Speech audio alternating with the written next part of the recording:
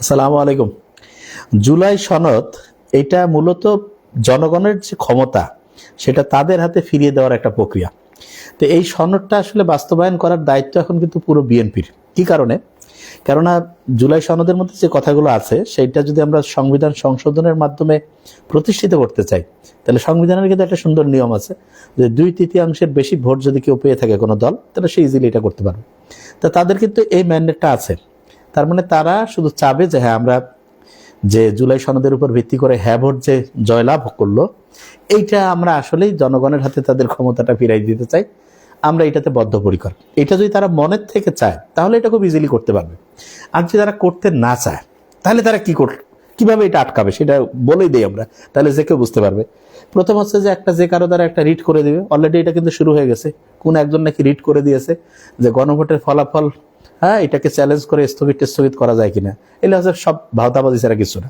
দেখেন, যেটার উপর ভিত্তি করে নতুন ইলেকশন হইল এবং যেখানে হ্যাঁ না ভোটের মাধ্যমে জনগণ জানাই দিল যে আমরা এই পরিবর্তনটা চাই, সেইটাকে চ্যালেঞ্জ করে আবার হচ্ছে বিচারক কি বলে আদালতে হচ্ছে যে অলরেডি রিট করে দিয়েছে।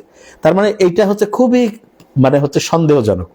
এখন ধরা যাক যে বিএনপিকে কেউ বললো, বিএনপি যদি চায় যে আমরা এটা বাস্তবায়ন করবো না, তাহলে তারা কিভাবে কাজটা করবে সেটা আগে জানাই দিই আমরা, তাহলে বোঝা যাবে যে কাজটা কিভাবে হয়।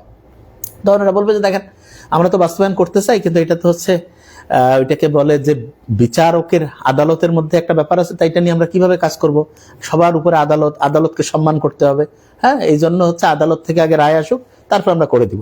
আদালত ওদিকে বলবে যে হ্যাঁ, ডেট আমরা পিছাচ্ছি, দেখতেছি, হিয়ারিং শুনি, এটা সংবিধানের মূল ব্যাপারের সাথে সংঘর্ষ হয় কিনা এটা নিয়ে আমরা একটু গবেষণা করব। এই গবেষণা করতে করতে এমনও হইতে পারে মাসের পর মাস, বছরের পর বছর, ক্ষমতায় 5 বছরও শেষ করে দিতে পারে।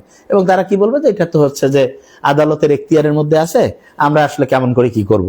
তাই তারা যদি এরকম করে, জনগণকে আগে আমরা বলে দিলাম যে কি স্টাইলে করে, তার মানে বুঝতে পারছেন তো যে এরকম যদি দেখেন যে রিট হয়েছে, রিটের লম্বা টাইম নিচ্ছে, যে হ্যাঁ এটা হচ্ছে যে সংবিধানের মূল বিষয়ের সাথে হচ্ছে বৈষম্যমূলক, মূল বিষয়ের সাথে সাংঘর্ষিক, তাহলে বুঝবেন যে এইসব হচ্ছে ধান্দাবাজি, একদম ক্লিয়ার কাট কথা। এবং আমার খুবই অবাক লাগছে, স্বাধীন মালিক উনি এত একজন সম্মানিত মানুষ, উনি কি বললো যে সংবিধানের মধ্যে হচ্ছে যে নতুন এই যে সংবিধানের যে হচ্ছে যে গণভোটের সাথে সম্পর্কিত যে ব্যাপারগুলো, এগুলো বলে সংবিধানের সাথে সাংঘর্ষিক। এবং উনি এক্সাম্পল কি দিল, যে এক্সাম্পল দিল যে ধরা যাক যে যতজন সংসদ সদস্য আছে সবাই যদি বলে যে আমরা 15 বছর ক্ষমতায় থাকবো, সবাই হ্যাঁ বলছে, তাতে করে কি এটা হ্যাঁ পাস করা যাবে যে না যাবে না? তাহলে কি হবে? তখন হচ্ছে যে সুপ্রিম কোর্ট যে আছে সে এটাকে বাতিল করে দিবে। তো ওনার তো এই জিনিসটা জানা উচিত ছিল। আমাদের গণভোটে কি এরকম কোনো করা ছিল যে 15 বছর ক্ষমতায় একটা সরকারকে আমরা রাখতে চাচ্ছি? আমরা কি করতে চাচ্ছি যে আমাদের দেশটা হচ্ছে যে মেম্বার অফ পার্লামেন্ট যে 300 জন থাকে, এই 300 জনের উপর ভিত্তি করে যে উচ্চ কক্ষ আছে, সরি এখন তো এক কক্ষ বিশিষ্ট, এটা আমরা 2 কক্ষ বিশিষ্ট করতে চাই, উচ্চ কক্ষ নিম্ন কক্ষ। এবং উচ্চ কক্ষ নিম্ন কক্ষের মধ্যে আমাদের হচ্ছে যে উচ্চ কক্ষে 100টা সিট আমরা রাখবো, এটা according to number of voters এর উপর ভিত্তি করে আমরা দেখবো যে যেই পার্টি যত পার্সেন্ট ভোটার পেয়েছে সেই পার্টি থেকে ততজন হচ্ছে ওই 1% একজন, এই অনুযায়ী 100 জন টোটাল হচ্ছে না 100%, ততজনকে আমরা হচ্ছে ওই যে উচ্চ কক্ষে রাখবো। এবং তাহলে হবে কি, একটা ব্যালেন্স হবে। কিন্তু দেখেন, খুবই দুঃখজনক, যারা আল্লাহ যাদেরকে জ্ঞান দিয়েছে তারা বেশিরভাগ জন জ্ঞানটাকে খারাপ কাজে লাগায়, এবং যত রকম সালবাজি আপনি দেখবেন শুরু হয়ে গেছে। এই যে যারা হচ্ছে আলী রিয়াজ, উনি তো ভালো মানুষ, উনি তো হচ্ছে যে উনি কি আইন বুঝে না? বুঝে তো, কিন্তু উনি কি বললো যে হ্যাঁ 2টা হচ্ছে শপথ হবে, একটা হচ্ছে সংবিধান সংস্কার কমিটির শপথ, আর একটা হচ্ছে এমপি হিসাবে। এখন সংবিধান সংস্কার কমিটিতে এরা কিন্তু শপথ নিতে চাইলো না, কি যে আমাদের সংবিধানে নাই, তা সংবিধানে তো এই ভোটটাই ছিল না। তা আপনার ব্যাপারটা হচ্ছে আপনার ভোটে ছিল না, সেই ভোটের উপর ভিত্তি করে আপনি এমপি হইলেন, মন্ত্রী হইলেন, প্রধানমন্ত্রী হইলেন, সেটা সমস্যা নাই। কারণ আপনি যদি সংবিধানের 153টা অনুচ্ছেদ দেখেন, তাহলে দেখবেন সম্ভবত 7-এর ক ওইখানে ছিল যে সংবিধানের যে ওটা কি বলে মূল বাতিল করাটা, স্থগিতকরণ, এগুলো একেবারে মহা অপরাধ এবং সবচেয়ে ডেঞ্জারাস। সংবিধানের মৌলিক বিষয়াবলী সংশোধন অযোগ্য। এটা সংবিধানে না, বাংলাদেশের যে হচ্ছে যে 153টা অনুচ্ছেদ আছে তার মধ্যে 7-এর ক খতে আছে। তা আপনি 7-এর ক খতে 2টা ভাঙছেন। এবং আরেকটা জিনিস আছে, সেটা হচ্ছে কি, যে সংবিধান যদি কোনো কারণে ভেঙে যায় তাহলে 90 দিনের মধ্যে ভোট করতে হবে। তা 90 দিন পার হয় তো 18 মাস গেছে। আবার প্রধানমন্ত্রী তো আগে কি শেখ হাসিনা ছিল, উনি তো সেই হিসাবে ক্ষমতায় থাকে, তাহলে আপনারা কি হিসাবে এটা করলেন? তার মানে বুঝতে হবে কথা যে এইটার মধ্যে যদি কোন রকমের আইনি মারপ্যাচ দেয় তাহলে বুঝবেন যে এদের আসলে ইচ্ছা নাই। এবং ইচ্ছা যদি না থাকে, যদি সত্যিকার অর্থে চিন্তা করেন যে এরা চাচ্ছে না যে জুলাই সনদ বাস্তবায়ন হোক, তাহলে আমাদের জনগণের আসলে করণীয় কি? আমাদের জনগণের করণীয়, তাদেরকে এই জিনিসটা বুঝাই দিতে হবে যে দেখেন জুলাই সনদের মাধ্যমে জনগণের হচ্ছে মুক্তি আসবে, জনগণের হাতে ক্ষমতা আসবে, এবং ওই যে এমপি হওয়ার পরে 5 বছরের জন্য রাজা বাদশা হয়েছে, এই জায়গা থেকে বের হয়ে আসতে হবে। তো এইটা তার মানে ওরা চাচ্ছে না, ওরা চাচ্ছে জনগণ হচ্ছে যে প্রজা থাকবে, কেউ কেউ রাজা থাকবে। তাইলে তাদেরকে প্রজা বানানোর বুদ্ধি কি? সামনে যখন যতগুলো ইলেকশন আসবে, সেই ইলেকশনে যে জুলাই সনদ কোন রকমের হচ্ছে খোসর মোচর না করে বাস্তবায়ন করবে, তাকে আমরা ভোট দিব। একদম ক্লিয়ার কাট কথা। দেখেন জুলাই সনদে মানে একেবারে মেজরিটি পার্সন তো ভোট দিয়েছে যে হ্যাঁ এটা আমরা চাই। তাইলে আজকে ওনারা শপথ নিতে চান নাই এবং বিভিন্ন রকমের টাল বাহানা কিন্তু অলরেডি শুরু করছে। দেখেন বডি ল্যাঙ্গুয়েজ কিন্তু মনে হচ্ছে না যে এরা আসলে খুব সহজে এটা ইয়া করবে। এটা নিয়ে আলোচনা করতে হবে, এবং আলোচনা করে আরেকটা জিনিস খেয়াল রাখবেন, কয়েকটা সনদের মধ্যে জিনিস আছে যেটা কিন্তু মানুষের মূল ক্ষমতাটা মানুষের হাতে ফিরাই দিবে। বলে দিই কোনটা, নারীতে আবার বুঝবেন না, মনে করবে যে কিছু সনদ আমরা পাশ করে দিলাম যেগুলোতে কোনো কাম হবে না। মেইন কোনটা সেটা শুনেন। যেমন হচ্ছে যে একজন 10 বছরের বেশি, 2 বারের বেশি প্রধানমন্ত্রী হইতে পারবে না, এইটা 1 নাম্বার। খুব ভালো করে, 2 বারের বেশি প্রধানমন্ত্রী হইতে পারবে না, এটা 1 নাম্বার। 2 নাম্বার হচ্ছে কি, উচ্চ কক্ষ নিম্ন কক্ষ থাকতে হবে এবং সদস্য উচ্চ কক্ষে নির্ধারিত হবে according to percentage of voters, ভোটারের পার্সেন্টেজ। এখনই অলরেডি ওরা শুরু করে দিবে, দেখবেন যে না এটা ভোটার অনুযায়ী হবে না, এটা কি অনুযায়ী? সিট অনুযায়ী। তাইলে ওরা বেশি সিট পেয়েছে, তাহলে ওদের পার্সেন্টেজ বাড়ি গেল। কিন্তু আসলে এটা কথা ছিল না, কথা ছিল এটা জনগণের কত পার্সেন্টের ভোট পেয়েছে সেটার উপর ভিত্তি করে। এটা 2 নাম্বার। 3 নাম্বার আপনি দেখবেন যে প্রধানমন্ত্রী হবে সে পার্টির প্রধান হইতে পারবে না, খুব ইম্পর্টেন্ট নিয়ম। তাহলে এই জায়গাটাও কিন্তু খুব গুরুত্বপূর্ণ। এই 3টা দেখেন যে সবচেয়ে গুরুত্বপূর্ণ, আগে এই 3টাকে ভালো করে মাথায় রাখবেন। এরপরে যে অন্য যেগুলো আছে সেগুলো পরে, আগে এই 3টা ভালো করে মাথায় নেন যে এই 3টা করতেছে কিনা, বুঝছেন? 48টা আছে হচ্ছে সংবিধান সংক্রান্ত, আর টোটাল বোধহয় 84টার মতো। তা আপনার কাজ হচ্ছে 84-82 এরকম আছে, যে এই 3টা ঠিক করতেছে কিনা। কি বললাম? 2 বারের বেশি কেউ প্রধানমন্ত্রী হইতে পারবে না, 1। 2 নম্বরে কি, উচ্চ কক্ষ নিম্ন কক্ষের মধ্যে ব্যালেন্স আনতে হবে, এবং উচ্চ কক্ষে যে 100 জন হবে সেটা according to percentage of voters, খুব ইম্পর্টেন্ট এটা 2। 3 নম্বরে খুব ইম্পর্টেন্ট কি বললাম, যে হচ্ছে যে ওই আপনার 3 নাম্বার কি বলছি একটু কমেন্টস করো। অনেকে দেখছো, তার মানে এই 84টার মধ্যে বেশিরভাগ। তাহলে 1 নাম্বার হচ্ছে, বুঝা গেছে তো? আমি আবার বলতেছি, আমার নিজেরই খুব ইয়া করে যে জুলাইয়ের মূল ব্যাপারটা কি। 3টা পয়েন্ট বলছে, এটা 3টা সবচেয়ে ইম্পর্টেন্ট। 1 নম্বরে 10 বছরের বেশি কেউ থাকতে পারবে না। 2 নম্বরে উচ্চ কক্ষ নিম্ন কক্ষের মধ্যে ব্যালেন্স, এবং উচ্চ কক্ষে according to number of voters, এটার পার্সেন্টেজ অনুযায়ী। আর 3 নম্বরে যেটা সেটা বলি, যে পার্টির প্রধান হবে সে ওই প্রধানমন্ত্রী হইতে পারবে না। এই 3টা আগে 1, 2, 3 এই 3টা আগে বাস্তবায়ন করতে হবে। এই 3টা যখনই হবে তখন এই যে মানুষের সামসামি করার যে টেন্ডেন্সি বাংলাদেশে আছে, এইটা থেকে দেশ বেরোয় আসবে। এবং প্রত্যেকে দেখেন এই এতগুলো মানে প্রত্যেকে নামছে জুলাই সনদ। এই যে জুলাইটা আমাদের মানে হচ্ছে কি বলে ইমোশনের সাথে সম্পর্কিত না, প্রত্যেকেই হচ্ছে যে রাস্তায় নামছে, রক্ত দিয়েছে হাজার হাজার ছেলে মেয়ে, হ্যাঁ কত শিশু, কতজন পঙ্গু হয়েছে, চোখ অন্ধ হয়েছে। এইটা নিয়ে যদি কেউ ফাইজলামি করে, বুঝতে হবে এই কথা যে বড় রকমের শয়তানি আছে। তাইলে এইটা বিএনপি এখন যে করছে যে আমরা শপথ টপথ, যাই হোক আমরা দেখবো যে এরা কি করতেছে যত। এবং বিএনপির এটা বুঝতে হবে যে দেখেন তাল বাহানা করে কিন্তু চলতে পারবে না, এখন কিন্তু দুনিয়াটা অন্য জায়গায় চলে আসছে। আপনাদের সবচেয়ে ভালো হচ্ছে যে এগুলা জ্ঞানজামি বাদ দিয়ে সুন্দরভাবে আমরা হচ্ছে যে জুলাই সনদকে বাস্তবায়ন করব, এবং চাঁদাবাজি সবকিছু বন্ধ করব, মেরিট অনুযায়ী লোকজনদেরকে হচ্ছে যে তাদের পদায়ন করব। এই জিনিসগুলো ক্লিয়ার করেন, দেখবেন গেম চেঞ্জ হয়ে যাবে। এবং প্রত্যেককে যেটা বললাম, এই 3টা মেইন, দলীয় প্রধানমন্ত্রী হতে পারবে না, এই 3টা জিনিস ব্রেইনে ঢুকান। বাকি 84টা পরে যায়, এই 3টা আগে করেন তো ভাই, তারপরে গেলে আমরা দেখবো। বুঝতে পারছেন আমি কি বলছি? এই 3টা খুব গুরুত্বপূর্ণ। আবার বলছি, এই 3টা একদম ক্লিয়ার করতে হবে যে এই 3টা আগে করেন। এই 3টা যদি হয়ে যায় দেখবেন যে গেম চেঞ্জিং। আর ওই যে অনেকে আপনাদের বলবে কিন্তু যে সংবিধানের এই জায়গায় আছে অমুক, এগুলা সব ফালতু মার্কা কথা। সংবিধান বানাইছে মানুষের জন্য, বিশ্বাস করেন সত্য কথা। পৃথিবীর অনেক দেশে সংবিধান লেখাই নাই, মুখে মুখে আইন, মুখের কথাই যথেষ্ট। এই জিনিসগুলো খুব ভালো করে মাথায় রাখতে হবে যে এই জিনিসটা যাতে ঠিকভাবে কাজ করে, মানুষজন যেটা চাইছে সেটা প্রতিষ্ঠিত করতে হবে। বুঝাইতে পারছি? এবং জনগণকে হচ্ছে সচেতন থাকতে হবে, দেখেন যে এরা ঠিকভাবে কাজ করতেছে কিনা। এবং ছায়া মন্ত্রিসভা বোধহয় বিরোধী দল যারা আছে তারা গঠন করবে, আমরা প্রত্যেকটা কাজের এই জিনিসগুলো থাকবো। হ্যাঁ, এই জিনিসটা খুব ইম্পর্টেন্ট।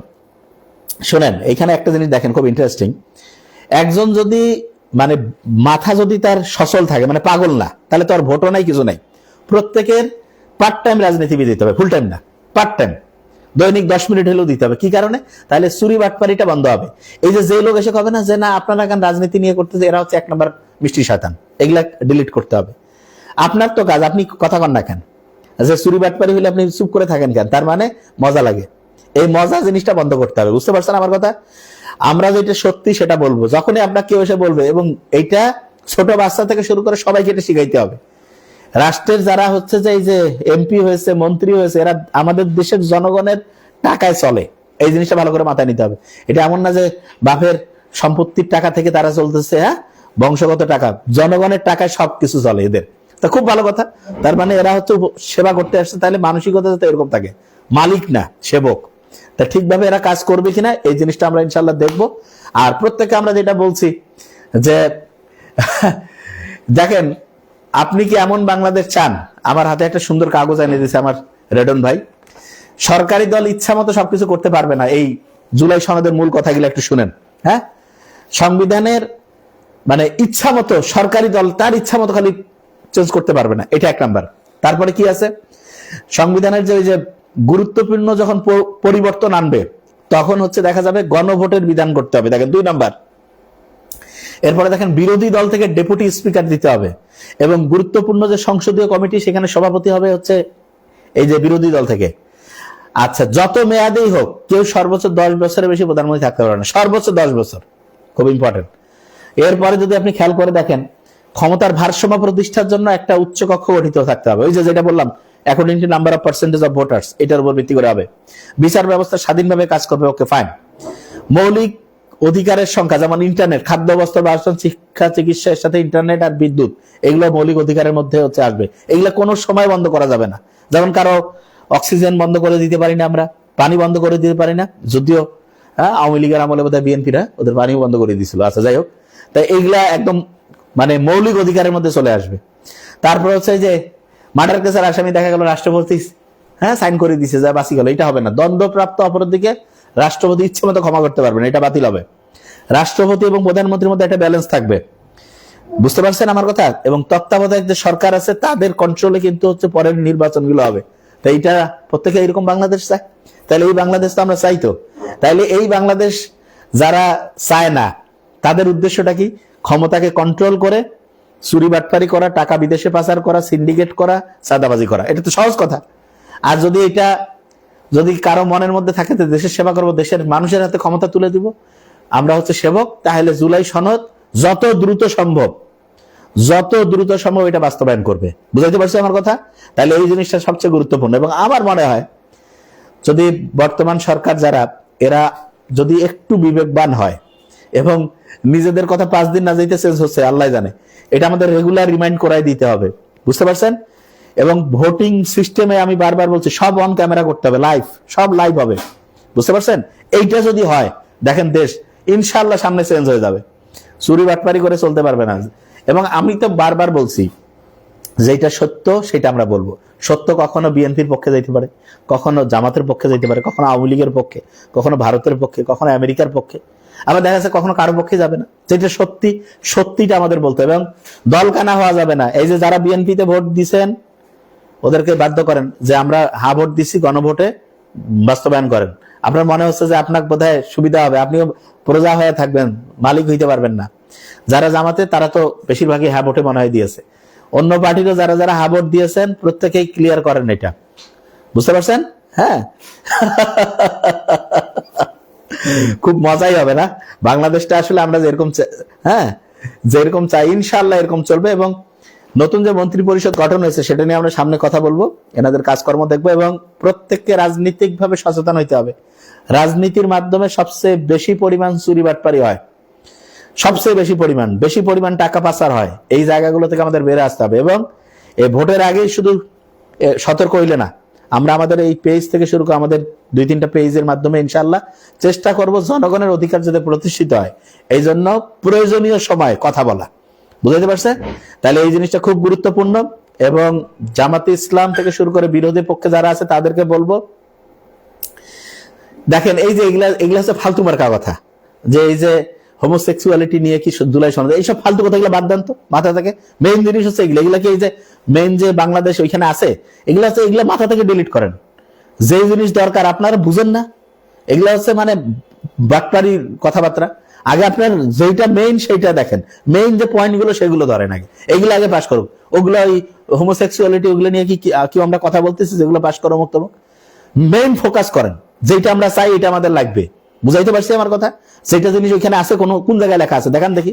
ওই সব ওই যে এই কথাটা এইটা বুঝায়, এইটা ওইটা বুঝায়, হ্যাঁ এরকম ফালতু মার্কা কথা শুনবেন না কারো, এগুলো কথা বাদ দিবেন।